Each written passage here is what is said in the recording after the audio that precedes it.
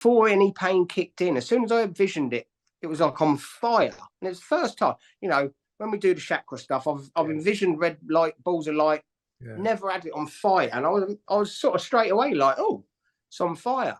And then it was like, whoa, that's why it's on fire then, because I'm in loads of pain. And each colour until I left, the blue, the green, each one of them was on fire, but in blue flame or green flame. And that was something I've never experienced, the visions that are relevant to what I'm about to go, like the on fire and the pain, as you know.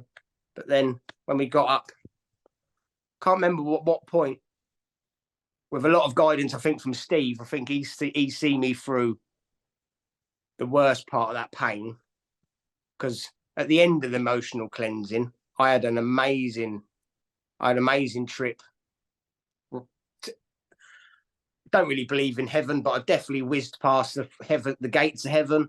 Had an amazing experience once we went through. I say we because yourself and Steve also felt my pain.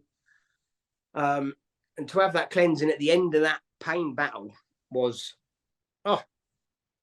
lovely, to say the least.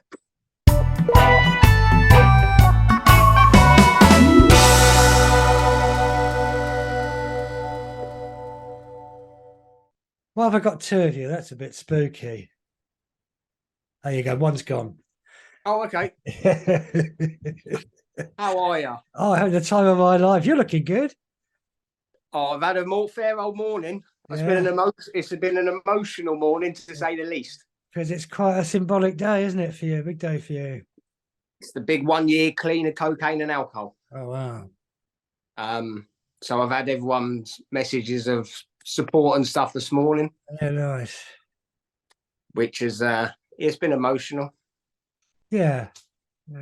But it is. I have been to be able to talk to you again a week later after last week, especially today. Yeah. Oh, it's unbelievably important to me. It's. Yeah. I don't know, really. It just feels so good. Feels so right. I feel it. I've been feeling all morning, man. Literally, emotions waving it. Oh, it's been good. And it all started yesterday, though. I for the first time yesterday, I actually felt grateful to be me. Wow. Never had that realization. Didn't even realize I wasn't grateful to be myself until it dawned on me yesterday. And what a thing to realize. Absolutely amazing.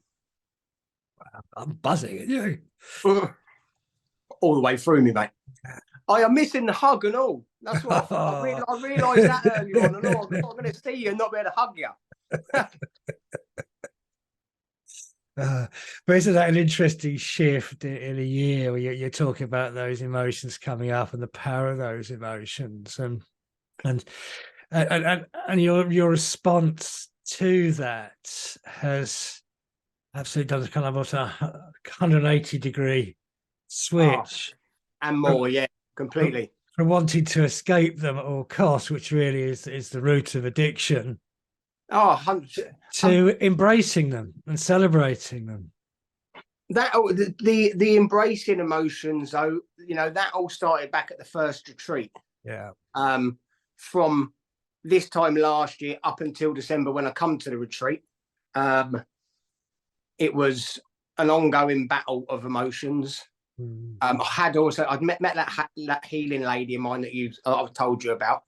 She opened my eyes to a lot about what your mind can do and just natural healing. So through her initially, before I got to you, I started to sort of think, I started to wake up a little bit. That's it. And but then after the first retreat, and then even more so last weekend's one, helping me sit and deal with my emotions instead of escaping them, or even just because I walk a lot. Even what I had found is I used to just walk away from the emotion. I could walk away from something so it didn't bother me, but I never dealt with nothing. Yeah. now actually, since this last week, how things have changed in being able to deal with my emotions. And there has been some fair emotions this week to deal with. It's just completely life-changing. You know, it's how I've managed this week. When I look back, this week would have involved tons of coke and tons of alcohol to get through a week I've just had with no outcome. But and then, you know, to end this week today doing this, it's been a goal of mine ever since I realised my method of getting clean could help other people. Mm-hmm. Doing podcast is something I've always wanted to do. It was always going to happen in the future. And I have got a couple of other people that have asked me to do podcasts with them, which I was just waiting for dates on. And then this happens today. It's fantastic. Funny how things work, isn't it? When that higher level of mind starts to operate. Yeah. Meant to be. Well, whose idea was it? If it's a good one, it weren't mine. I can You're taking all the credit. No, I take no credit. And in fact, it's when the ego gets out of the way that these other possibilities open up to us, that higher level of connected mind. I didn't think my ego controlled that much of me compared to people I know, but you know, that I used to be like, wow, you know, you got fair ego on you. I never thought mine was too bad. But after last weekend, you know, even though a lot of mine was a physical healing last weekend, but there was obviously some fair emotions brought up as well. But like Luke giving up my ego last weekend, whatever, this week's just been so different. Yeah. A lot easier when you stop tripping yourself up, isn't it? Oh yeah, and it all seems so simple as well. Well, it is simple. It is simple. So, but it's, until you know it, it almost feels impossible. Yeah. Or well, worst of all is when you don't know what's causing. You know, when you're not even aware of what's causing messed up emotions. You know, and when you find out, it's really simple just to sort it out. But it requires you to break all of that learning, all of that conditioning, doesn't it? Yeah. We thought we were sorting it out when we were twisting it round in our heads. Yeah. But we were twisting it round in our heads with the same insanity that had got us in the hole in the first place. Yeah. And then wondering why we couldn't get out of it. Yeah. It's only really when you call it awakening, that when that separation starts to arise, that awareness of your thinking, of your emotions, and as we explored last weekend, your programming, your conditioning. It's only with that awareness can you really exercise free choice. Yeah. Otherwise you're a slave to the conditioning.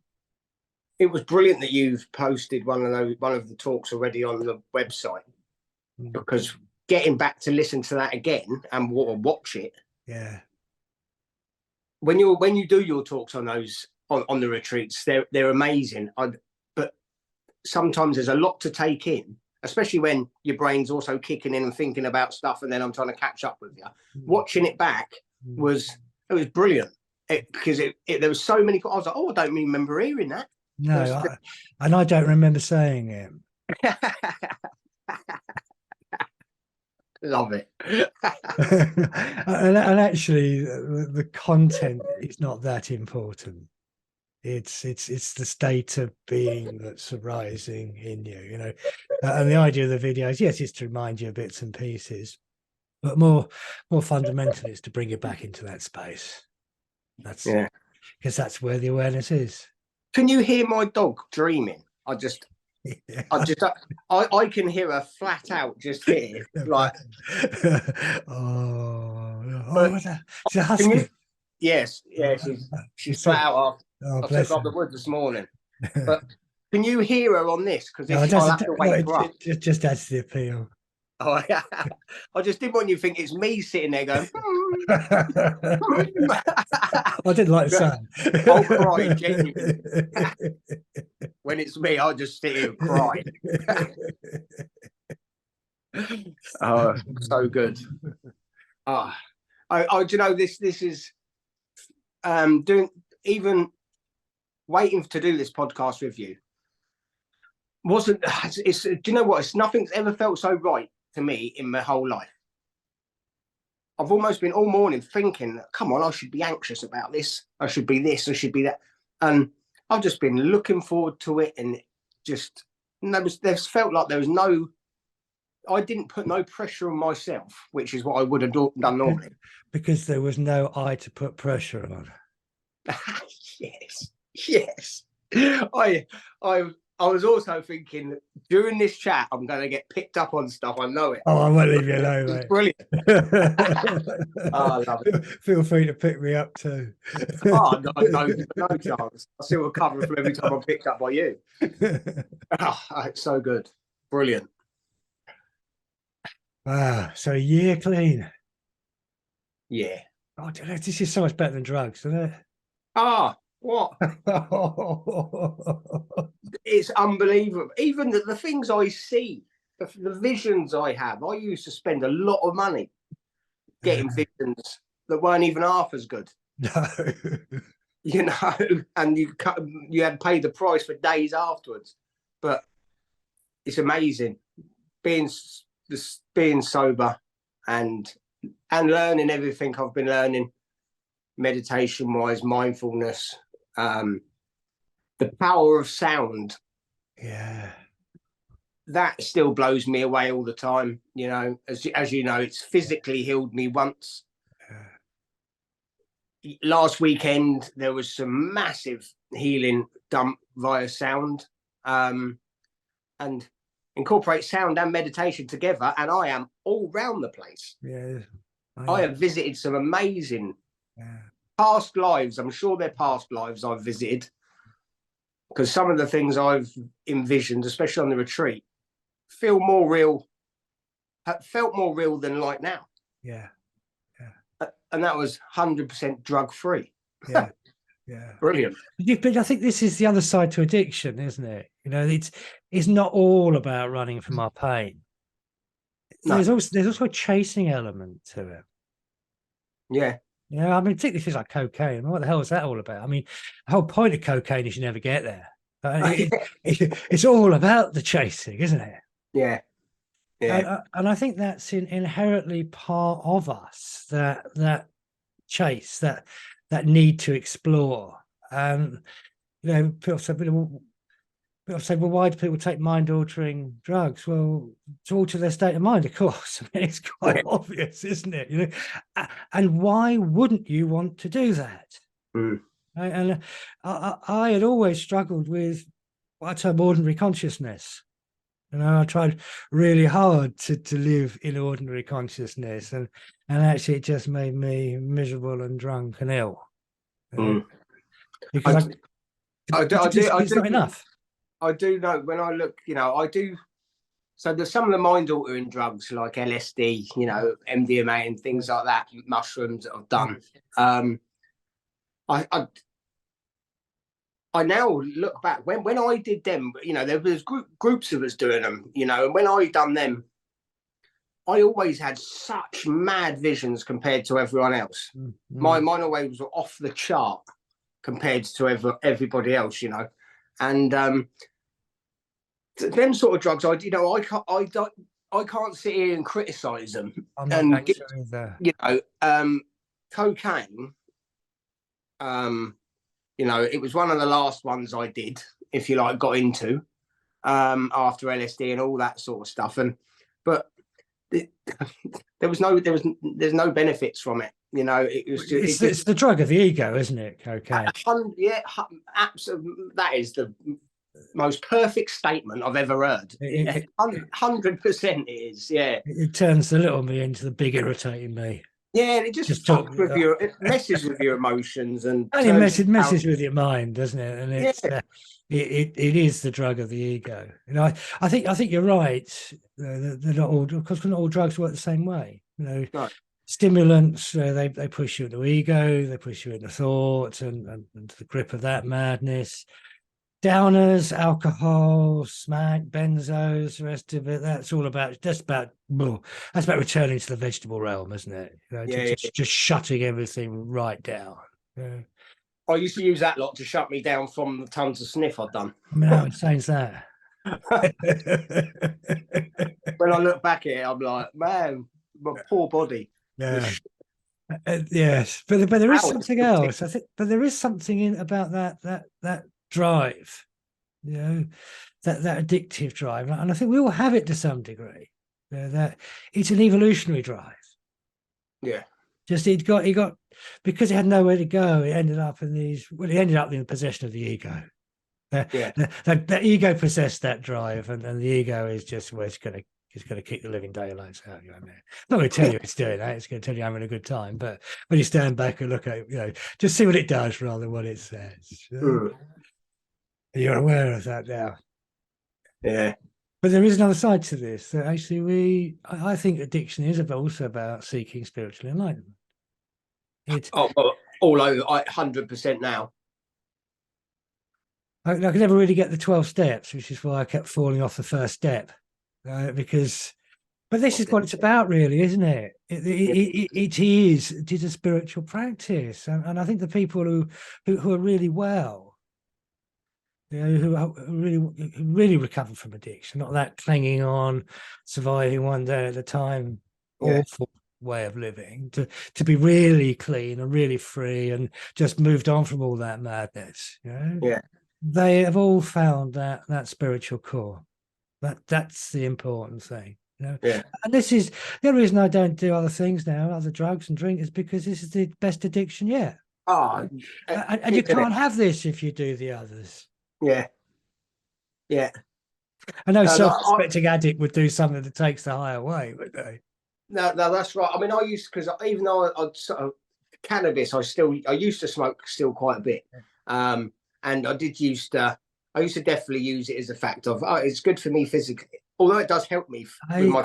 I wouldn't beat yourself up with cannabis. I think microdosing mushrooms, these are helpful in some ways in our spiritual practice. Yeah, well, they had been for me, but what I was saying is I have noticed where I used to like it helping me relax my mind and my whole body, the more spiritual, the more I'm going into this spiritual awakening, the more I don't want to joint, because I love my clear mind now, and I love where my mind. I now really use it if I have a lot of physical pain, because it is an immediate body relief, you know. But the more and more my mind, I love the places my clear mind can take me. Yeah. You know, and I think that's everybody's realization ultimately, that I think these things have a role. Yeah. And they could take you so far. Yeah. They do open doors. But in themselves, they're a blind alley too. Yeah. Oh yeah, definitely. But ultimately what we are, this drive is for an awakened mind. Yeah. And when you no longer need the tool, you can abandon the tool, can't you? Yeah, that's exactly what it feels like with cannabis. It almost feels like it's just not needed at all anymore. I often find this with people in drinking, because that really does shut you down. I mean, alcohol, I think, is probably, in my mind, it is the biggest single factor in the suppression of human consciousness. Oh yeah. It shuts your conscious mind down. Yeah. They don't call it the demon drink for nothing.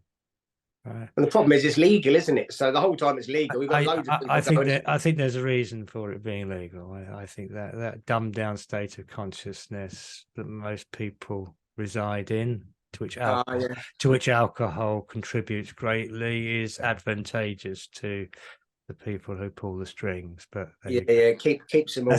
That's just my take on it. I like it. It's good. just what my eyes and ears have told me. But I find that even people that never started with an alcohol problem will give it up. I mean, my old lady, Chris, she hardly drinks at all now. In fact, Yeah. she half a glass of wine the other week and broke a bloody ankle, She shouldn't laugh, should you? But, she doesn't anymore, because why would you do something that takes you away from where you want to be? Yeah, no, exactly. That's right. Yeah. Just puts you back in your head, doesn't it? So Yeah. that's it. It looks like drinking drugs are over then, doesn't it? Brilliant. I like it. Yeah. Oh, well. And it's so good, because it's only recently, there was all. I mean, at Christmas time, I was being massively drawn back, and this was only after the first retreat. But Christmas time was a massive wobble for me, and I really did think, I was like, oh God, I'm always going to want it. It's always going to be there, going, come on. Yeah. And it's only been the last few weeks, month or so, where I've noticed that when something happens, I don't crave it anymore. I don't crave either of them anymore. No matter how much a stressful situation is, it finally just went, nah, it's not for me no more. Yeah, that's not an option. No. It doesn't bloody work anyway. We've got years of evidence. But it's the better you notice, the better you feel in yourself. Yeah, absolutely. The more you realise you don't need it. Yeah. 20 years I minced along, like, felt like I couldn't live without it. Yeah. It's so good to have that totally different mindset. Yeah. Or no mindset. Yeah.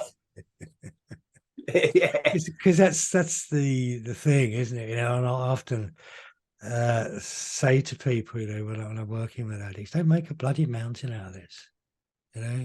Don't make it into something. Yeah. All you have to do really is be present. Yeah. But somebody asks you, offers you a drink or something, you just say, I don't drink now.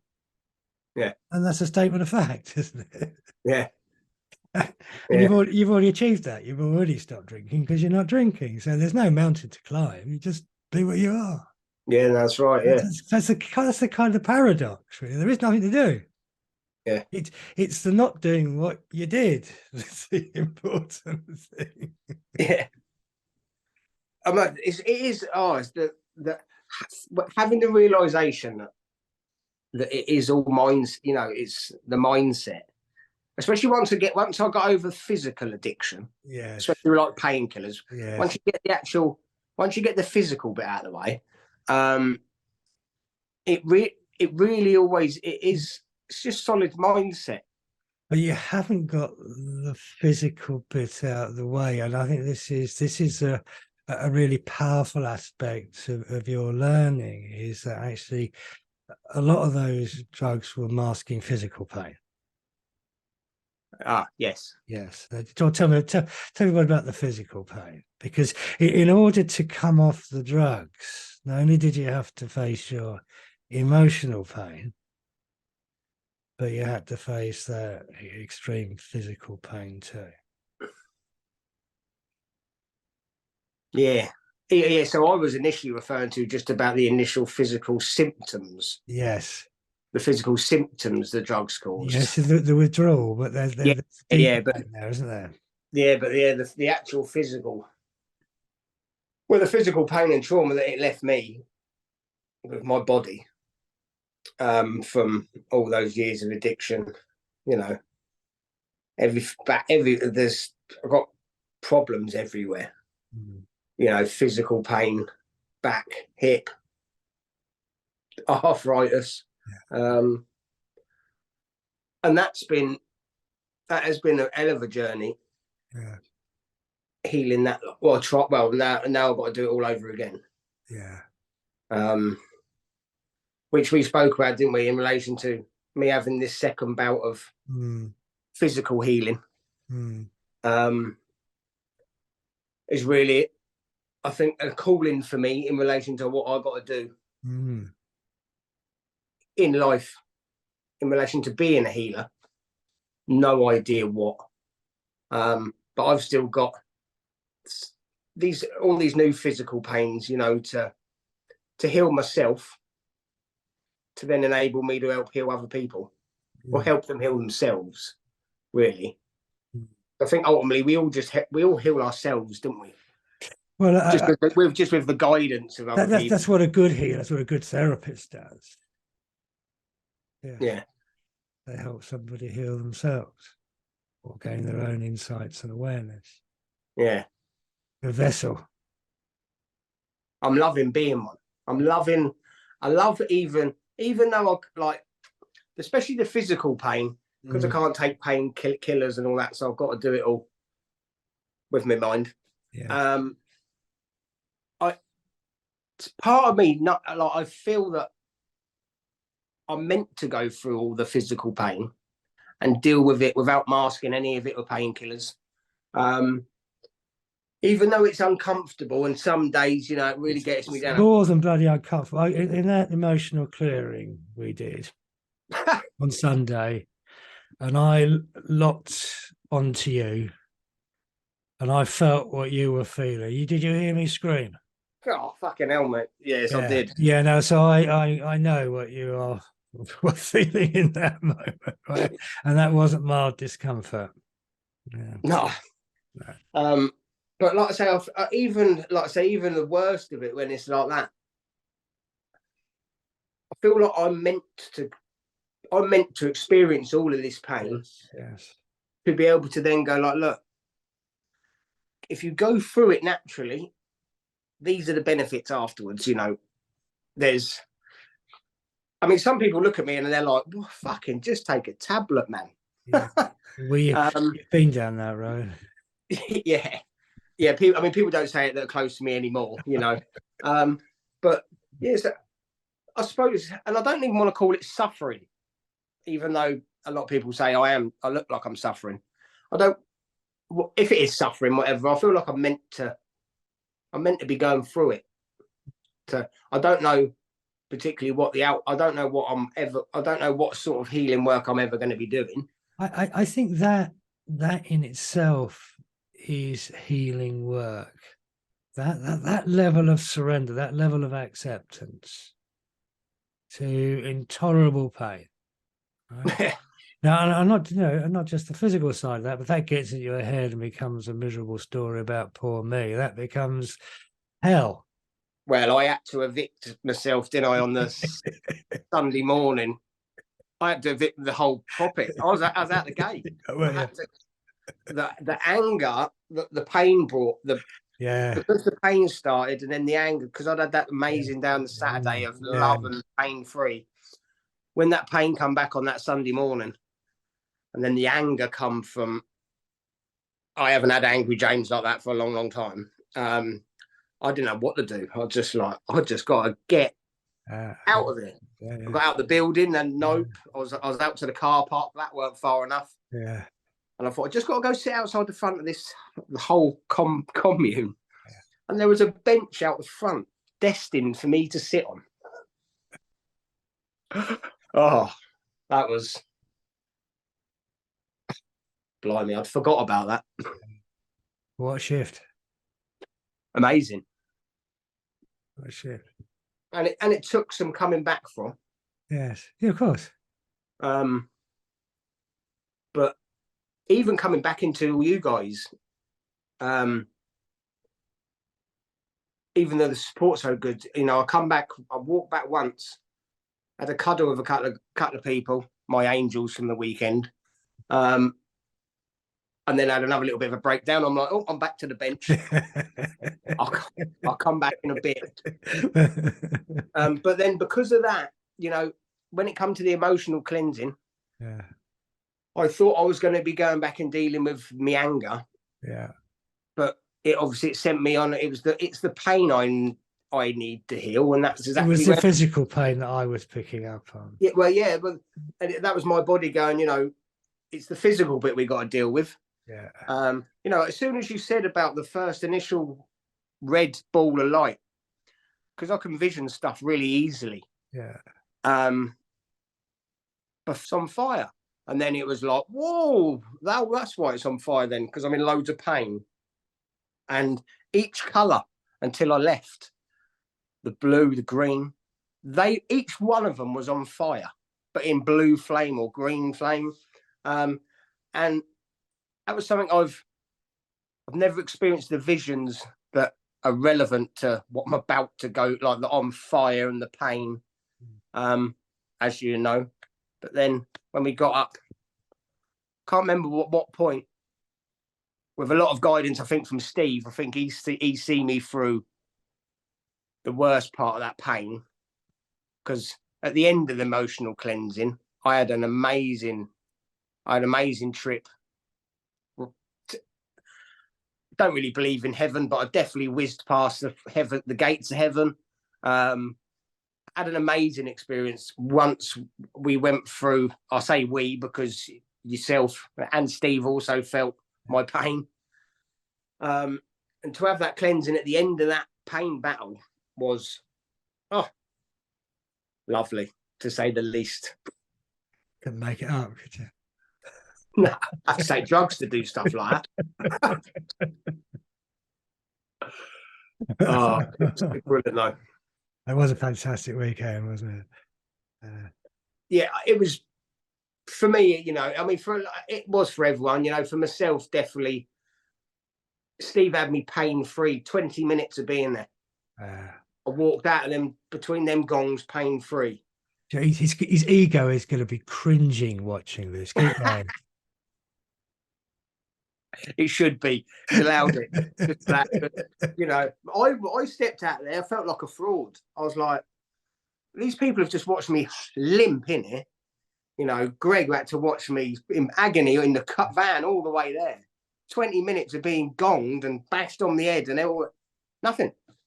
You know, and I had nearly a full 24 hours of no pain. Yeah. First time since middle of January when I injured my back and hip again. Do you want to tell everybody your story of sound healing, because it's fascinating? Yeah, so it started 3 years off. So I'd been off work for 3 years. I'd had a back operation after about 2 years. With the recovery from the back operation, I had to, I was really told I had to walk as much as possible, slowly, and that's where I discovered the mindful walking, which is another thing which helped with my addiction.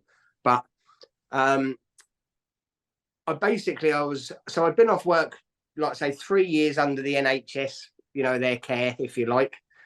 And then I bumped in a lady and I was on a crutch. I'd been on a crutch for about 14 months because of my hip. A lady who's now a very good friend of mine approached me in our local park, and I was leaning on the crutch, broken emotionally, pain physically. I wasn't having a very good time. And she just approached me and said, you look like you're in a lot of pain. I think I could probably help you. So I'm all ears, anything. But back then I'd have even thought about taking drugs, when on them moments were tough.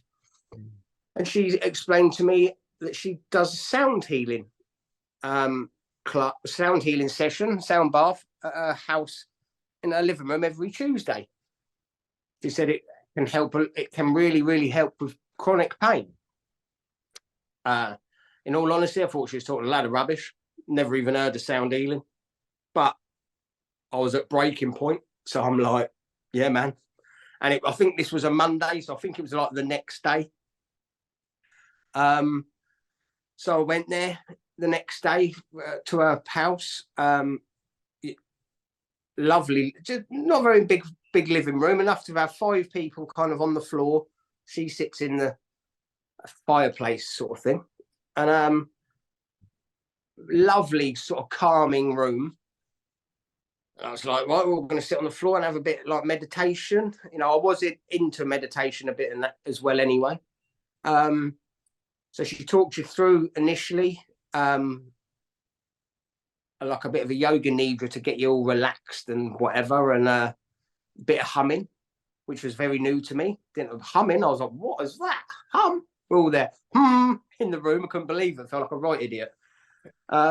And then we all got relaxed. And the first time she hit one of her singing bowls or played the singing bowl, it's like someone stabbed me through the hip with a knife. And I nearly, it took my breath away. And for them 20 minutes that she played the singing bowls before she went on to other instruments, if you like, was agony. I was relentlessly, it was every time a bowl vibrated, I got just stabbed in the hip, basically. Obviously, I'd never been to anything like that. It's like 4 people all lying on the floor, and I don't want to make a noise, so I'm just lying there. And I couldn't even believe what I am putting myself through. And I couldn't, my head didn't understand it. I couldn't figure out what on earth was going on. When she stopped the singing bowls and started drumming, I had this unbelievable sense of relief, of pain. When we had a little chat at the end of it, I was like, what the fuck was that? I went, you never told me I was going to come here and be put into more pain. You said you could help. I was like, that was fucking brutal. I was like, she was like, oh, she said, I nearly stopped. She said, it really affects you, doesn't it? Like I was like, affect me? I was like, no. I went, but I went, and I stood up and I was like, look, I don't need this. I walked out there with a crutch over my shoulder. The following day, I never took a painkiller again. The pain was still there. But what I did was so I basically committed myself every Tuesday. And basically it was it was sort of for about 17 weeks. It was pretty much a similar sort of thing. I'd go there, I'd get brutalized by the singing bowls, then an immense calming, and I could feel my pain easing each week. The same healing lady also helped me with some other dietary things. She helped me with some other issues that would also help my condition. But the sound was what was the big impact on it, you know. And then on the 17th week, about 20 minutes in, well, just after the singing bowls had put me through pain, so someone flicked a switch and I was, whoa, like what? And I was no pain anywhere. No arthritis pain in my foot, no arthritis pain in my hands, no back pain, no hip pain, no shoulder pain, no nothing. So I had to lay there for another hour and a half till the thing's finished to jump up, swinging my hips around all around the gaff. Like, yeah. The new people that were there were like, what is he doing? Yeah, it was literally every single piece of pain I had turned off. Nothing at all. And pretty much went straight back to work, bricklaying. I was having 3 years off work. My physical strength and everything I had no muscle left. So I started back to work 1 day a week, then 2, then full time. And to a point I was fitter than I'd ever been. I had no pain anywhere, and I'd had back problems since I was 18. I'd had back problems pretty much since I started coke. And the back pain went when the coke stopped. But the two are definitely related, you know. But it was yeah. So I was brand new, and I was before going back to work though. Before I did get healed, I never thought I'd be able to do building work again. So this is why I started up my mindful walking thing for addicts and stuff, because I wanted to go down the route of helping people. I knew that that's what I was meant to be doing. Now, being miraculously cured overnight was amazing, because I had been for 3 years not able to do much. I felt like Superman literally overnight. All of a sudden, I had an opportunity to pay back debt. I could go back bricklaying, which I could start doing straight away. So I did. and I was flat out bricklayer, you know, building for 6 months, and I was looking this year for it to be a good, solid, hard year of bricklaying to earn money and get out of debt. And the day after I had that realization that I was going to solidly work flat out this year bricklaying, is when I stupidly ran across a metal radiator, slipped, and put myself out of work completely. Which is why I know that I am meant to be healing people, helping people heal, because there was I was nearly detouring back down the bricklaying path, and the universe basically give me the big fuck you. You are going to be healing, and you're going to have to heal yourself twice first this time. Which is what makes it all more worth it, because I know that this is all I'm meant to be doing all of this, so it's all good now. And that level of surrender brings all different energy to it. Yeah. By allowing the intolerable, you've allowed the full force of the present moment to come through. Yeah. And that's blessed. Yeah. Blessed. And when you're operating when you have connections to that level of mind, there's possibilities open up that your imagination could never grasp. Yeah. It's so good to have an unknown. 20 years, I knew exactly what was happening to me. I was a cokehead, and that is it. Simple as. Failure, bosh. Now, even though, like I say, I don't know what's going on, but it's all brilliant. Even the pain. That's surrender, isn't it? It's all brilliant, even the pain. Yeah, like I say, the pain's worth it. And for me to give the pain a reason, make sort of, I'm meant to heal myself, so I've got to go through this because it's going to help me help other people. Yeah. Even when it's really bad, I'm like, oh, I've got to remember what to tell people when it's like this. And it's all good. This has been brilliant. Absolutely. Thank you. No. Thank you for being here for me today. It's the most important day of my rebirth, whatever's going on with me. Today is the day. So thank you for being a part of it. It's a real inspiration. You're a real inspiration, and you know this is what I love about this. Well, I feel the same about my work as you do about yours. You know, it's something that takes you over, doesn't it? And it becomes an expression of you. And to have the opportunity to do this work and meet people like you is just, you know, what a blessing! What a blessing! It's been a blessing ever. First for meeting you, all of you guys at the retreat, at the Now Project. You know, changed me life 100%. You know, just teach me just these little things, gratitude, being in the present, absolute life-changing things. I'll be eternally grateful.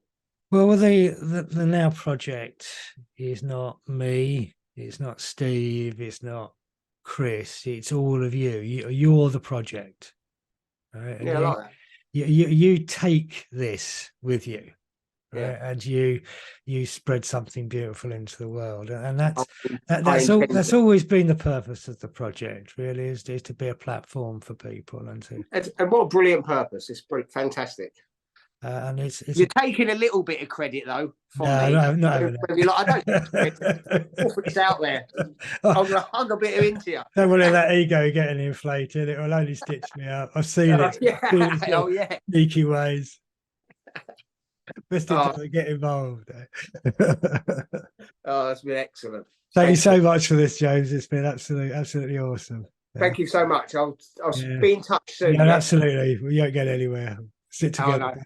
Have a great day. And you, mate. Take care. Thank you, mate. Cheers. Bye.